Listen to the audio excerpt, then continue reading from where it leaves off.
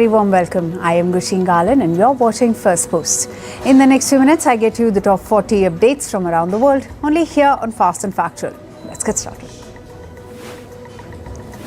We begin from China. India's External Affairs Minister S. Jaishankar met with Chinese Vice President Zheng in Beijing. During his meeting, Jaishankar noted improvement in bilateral ties and expressed New Delhi's support for Beijing's Shanghai Cooperation Organization presidency.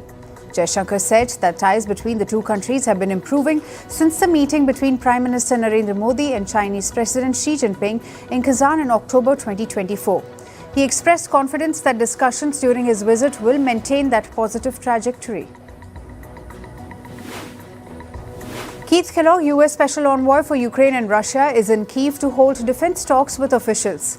Kellogg was welcomed by Ukrainian President Vladimir Zelensky's top aide. Zelensky's aide wrote on X that peace through strength is the principle of President Trump and Ukraine supports this approach. US President Donald Trump has teased a major announcement on Russia's war in Ukraine. This comes as the US President is hosting the NATO chief in Washington. Ahead of the announcement, Trump once again expressed his frustration with the Russian president, saying that he first speaks beautifully and then bombs people. Trump also said that he will be sending Patriot missiles to Ukraine, whose cost will be borne by the EU. Meanwhile, Israel's Prime Minister Benjamin Netanyahu appeared at the Tel Aviv District Court to testify for his 2019 corruption trial. Netanyahu has been denying all the accusations and has pleaded not guilty. The accusations in 3 cases involve gifts from millionaire friends and allegedly seeking regulatory favors from press tycoons in return for favorable news coverage. He is the first sitting Prime Minister to be charged with crime in Israel. Air India CEO Campbell Wilson has addressed the recent Aircraft Accident Investigation Bureau preliminary report. In an internal email, Wilson clarified that the report neither identified a cause nor made any recommendations regarding the incident. He emphasized that the aircraft had no mechanical or maintenance issues. All fuel and pilot checks were clear. The Air India plane crashed on June 12th, killing 260 people on board. In the United Kingdom, a small plane crashed shortly after takeoff at the London Southend Airport. The flight had arrived from Croatia and was en route to the Netherlands. The incident triggered an emergency response and closure of the airport. At least 4 scheduled flights were cancelled following the accident. Authorities are yet to reveal further details. The U.S. military, in coordination with Panama's police forces, commenced joint defense exercises aimed at safeguarding the Panama Canal. The drills began with the arrival of 2 UH-60 Black Hawk helicopters and a CH-47 Chinook at the Panama Pacific Airport. Officials say the exercises are designed to enhance regional preparedness in the face of rising concerns over alleged Chinese influence along the strategic waterway. In Syria's Suwaida city, at least 37 people have been killed in clashes between Bedouin tribes and local fighters. According to the Syrian Observatory for Human Rights, among the dead, 27 from Druze community and 10 from the Bedouin tribes. Over 100 people have sustained injuries. The Damascus-Suwaida highway was shut due to the growing violence. Authorities were sent to the region to de-escalate the situation. These clashes are a result of the long-standing feud between the two communities. 12 Hong Kong pro-democracy activists appealed their convictions and prison sentences in the high-profile 47 Democrats subversion case. The appeal comes amid ongoing international criticism of Beijing's crackdown on dissent under the national security law. The activists were among 47 charged with conspiracy to commit subversion over an unofficial primary election held in July 2020, aimed at selecting candidates for Hong Kong's legislature. Group Captain Shubhanshu Shukla, India's first astronaut to visit the International Space Station, will undock from the ISS today aboard SpaceX Dragon spacecraft. The return as part of the Axiom 4 mission marks the conclusion of an 18-day journey that saw the crew complete over 60 scientific experiments. Splashdown is scheduled off the California coast tomorrow. On to climate news now. A new wildfire broke out in a forested area of western Turkey's Izmir province on Sunday. 4 planes, 13 helicopters and over 30 fire trucks were deployed to control the flames in Urla district. This came less than 2 weeks after widespread blazes in the region were contained. Meanwhile, at least 2 people were killed in early July due to other wildfires in Izmir, and over 50,000 people have been evacuated across Turkey this summer as fires continued to spread. In Syria, 10 days of wildfires were contained on Sunday in the Latakia countryside with help from Turkish, Iraqi, Lebanese, Qatari and Jordanian teams. Over 15,000 hectares of farmland and forests were reportedly destroyed in the Turkmen mountains. The blazes displaced thousands and burnt homes. The fires broke out on July 3rd during a heat wave that also hit neighboring Turkey. According to the UN, about 100 square kilometers of land were destroyed in the region, but now the situation is under control. In the United States, wildfires burned through Arizona's Grand Canyon.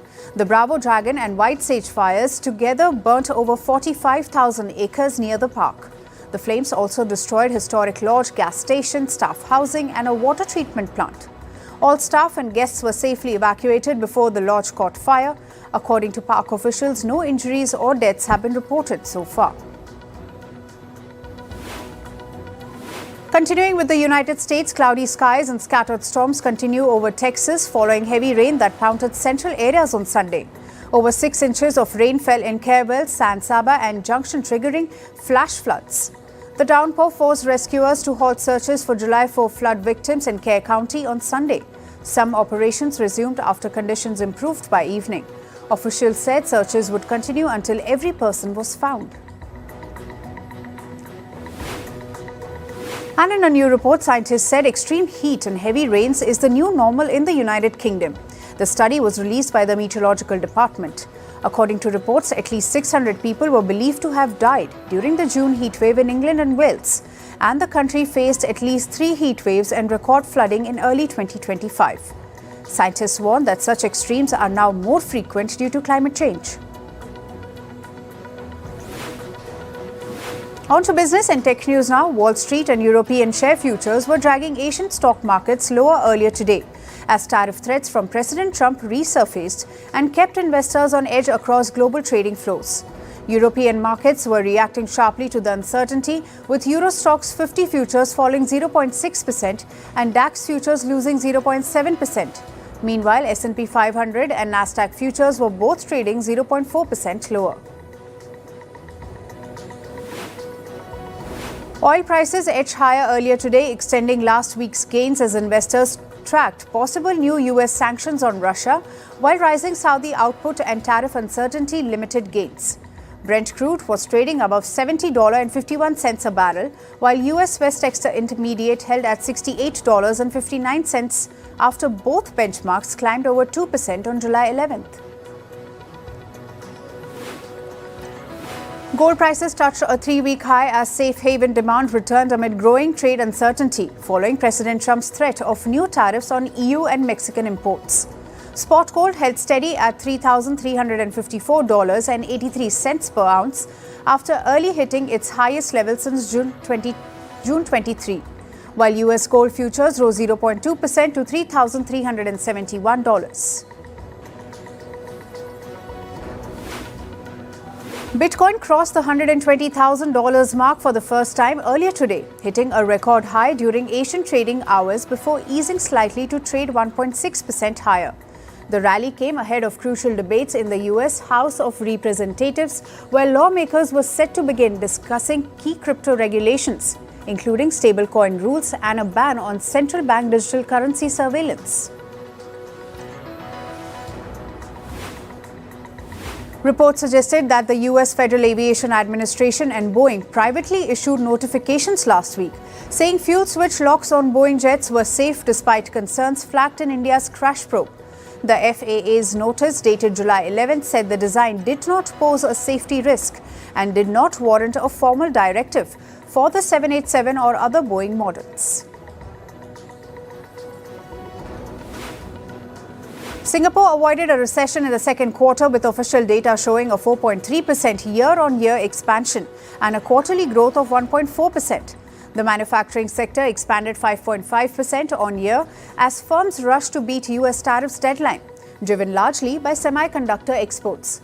But the government warned of significant uncertainty ahead, citing global slowdown risks and further tariff threats from President Trump.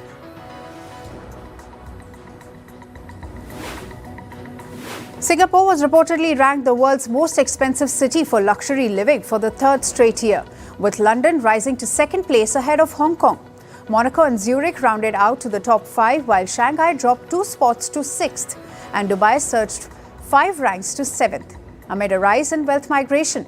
The report also showed a 2% drop in luxury prices globally as high interest rates and tariffs dampened spending. Malaysia announced new export rules for US-made AI chips, requiring permits for exports, transshipment or transit with immediate effect.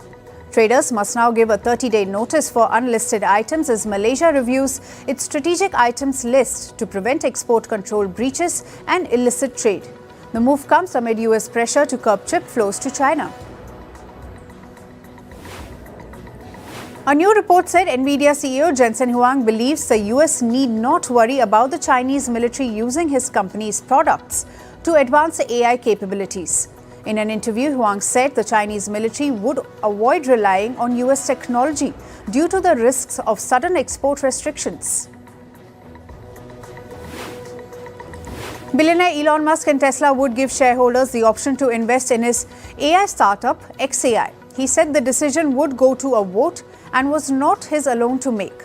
The announcement came as SpaceX was reportedly preparing a $2 billion investment in XAI. Moving to sports, today we start with tennis. Men's world number 1 Jannik Sinner has clinched his maiden Wimbledon title. The Italian defeated Spain's Carlos Alcaraz in a marathon 4-set match. Sinner claimed the title defeating his opponent 4-6, 6-4, 6-4, 6-4. This is his 4th Grand Slam title. Over in the women's draw, Poland's Iga Świątek also won her first Wimbledon title. The world's number 3 faced America's Amanda Anisimova. Świątek thrashed her opponent 6-0, 6-0 in straight sets. This is Świątek's 6th Grand Slam title and her first on grass. According to reports, online abuse aimed at Wimbledon players has nearly quadrupled compared to last year. A total of over 1,900 abusive posts were flagged up to the quarterfinals. This is up from 511 in last year. The 3 most targeted players this year were reportedly male. Carlos Alcaraz called the abuse cruel.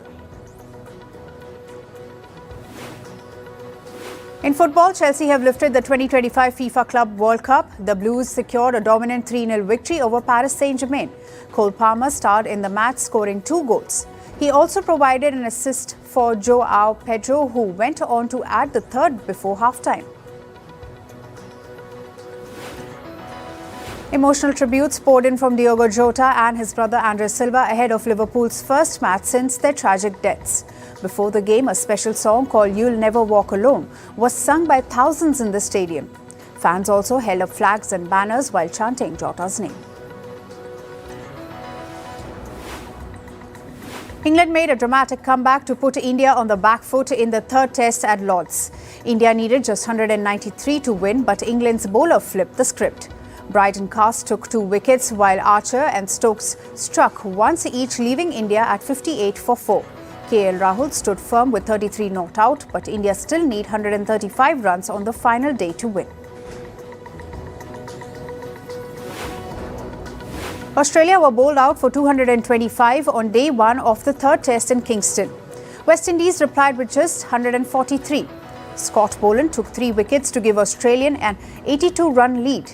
In their second innings, Australia slipped to 99 for 6 by stumps on day 2. Spells from Alzari and Shamar Joseph kept West Indies in the hunt. Australia lead by 181 overall.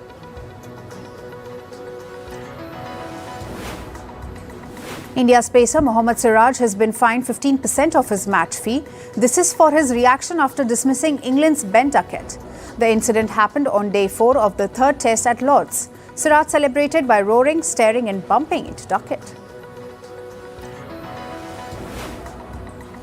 Indian badminton players Saina Nehwal and Parupalli Kashyap have parted ways. Olympic bronze medal winner Nehwal announced the separation on Instagram. She wrote, and I quote, "We are choosing peace, growth and healing for ourselves and each other," end quote. The former couple got married in December 2018. In chess, Indian Grandmaster Arjun Erigassi has slammed British Airways over a worst ever travel experience. The 21-year-old said he faced an involuntary downgrade, route staff and a 48-hour baggage delay ahead of the FIDE Grand Swiss 2025. He took to X to narrate about the ordeal, saying there's no word from the airline despite several follow-ups. The post went viral with several users sharing similar horror stories. And finally, in entertainment news, the newly rebooted Superman starring David Cornswet has garnered $122 million globally in its opening weekend. While North American collections were strong, international ticket sales stood at $95 million across 78 markets. The film ranks as the third largest debut of the year following a Minecraft movie and Lilo & Stitch. Actor Jeremy Renner has publicly responded to allegations made by his ex-wife Sunny Patriot, including claims of abuse and threats during the custody battle. In an interview, the Oscar nominee denied the accusations, describing them as dramatizations that influence public perception. Renner emphasized the personal toll of being falsely accused in the public eye, stating, "The truth gets lost when headlines take over," end quote. Actor Emily Deschanel has opened up about the difficulties she faced during the first season of Bones. Speaking on a podcast, the actor revealed she was once reprimanded for being unprepared due to exhaustion from working up to 16 hours a day. Despite early struggle, she remained with the show through its 12th season run. Award-winning actor Mary Louise Parker has revealed she avoids looking at her Wikipedia page. In an interview, the 60-year-old star explained that focusing on public perceptions can be mentally taxing. Despite her avoidance, the page features her acclaimed roles and an impressive award collection including 2 Tonys, 2 Golden Globes and an Emmy. And model and former Miss Universe Olivia Culpo has given birth to her first child with NFL star Christian McCaffrey. The couple announced the arrival of their daughter, Colette Annalise McCarthy, through a joint Instagram post. Culpo revealed she underwent a C-section and described the experience as both scary and rewarding. The couple had previously announced their pregnancy in March.